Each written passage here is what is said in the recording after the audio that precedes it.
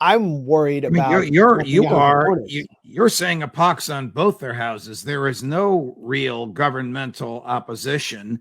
There's opposition in the public, but there's no real governmental opposition to the type of ethnic cleansing that Netanyahu is participating in. No, there's no peace camp in Israel. I mean, you have 1.8% of the Israeli public answering a recent poll saying that Israel's using too much firepower in the Gaza Strip.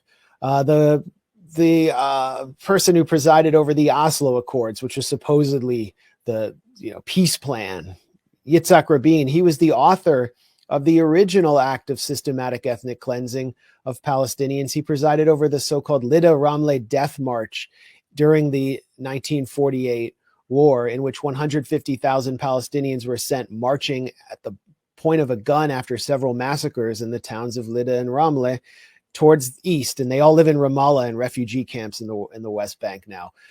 His final speech, he said, "I'm not going to give the Palestinians a state." This was a speech to the Knesset. "I will give them less than a state."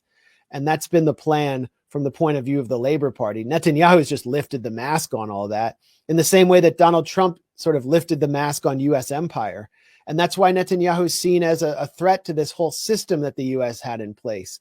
This whole war that we're seeing right now is ripping the entire mask off the entire program of occupation management. Did the IDF recently stage a fake prisoner surrender with Palestinian civilians, or 85% Palestinian civilian males in their underwear? Yeah, I shouldn't be laughing because this was a calamitous war crime. I mean, they shoved it in our faces.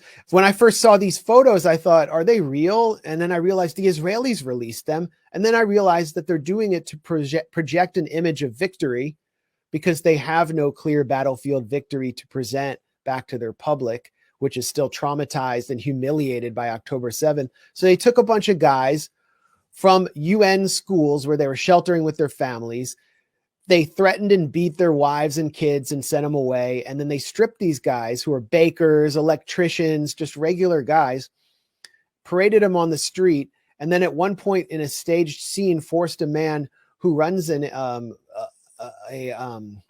aluminum shop in northern Gaza to hand over a gun that they handed to him.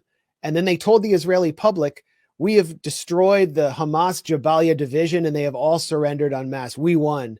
And Netanyahu went on Fox News and actually said hundreds of some Hamas fighters are surrendering. In reality, Hamas fighters do not surrender.